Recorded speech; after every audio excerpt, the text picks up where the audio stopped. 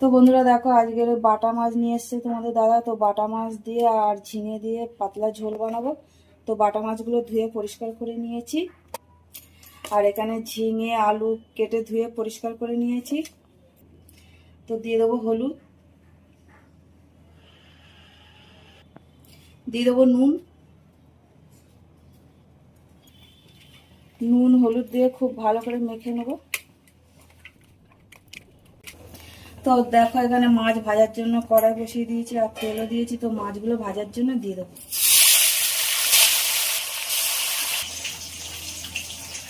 দিয়ে দেবো জিরে, ধনে,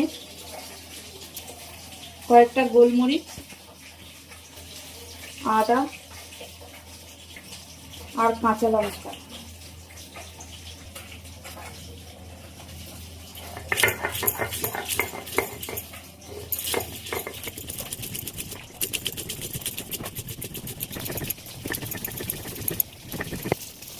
তো মশলা বাটা হয়ে গেছে, আর এবার উঠিয়ে নেব। মাছটা এই পিঠটা ভাজার জন্য উঠে দেবো। তো মাছগুলো ভাজা হয়ে গেছে, আর এবার উঠিয়ে নেব। ওই মাছ ভাজা তেলের মধ্যে ফোড়নে দেবো কালো জিরে, আলুগুলো দিয়ে দেবো, হলুদ দেবো, নুন দেবো,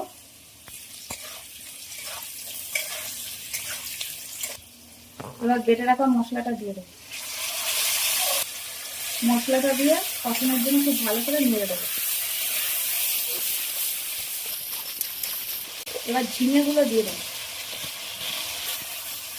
ঝিঙেগুলো দিয়ে খুব ভালো করে নেড়ে দেবো। ঝিঙে আলু মশলা দিয়ে খুব ভালো করে কষানো হয়ে গেছে, আর এবার জল দিয়ে দেবো। জল দিয়ে দিলাম, গরম জল।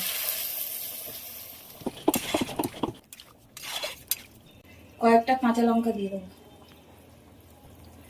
ঝোলটা ফোটার জন্য ঢাকা দিয়ে দেবো।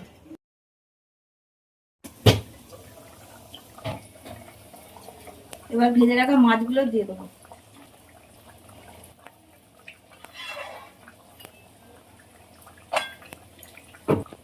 মাছগুলো দিয়ে আরো 5 থেকে 7 মিনিট ফুটিয়ে নেবো, নিয়ে তারপর নামিয়ে নেবো।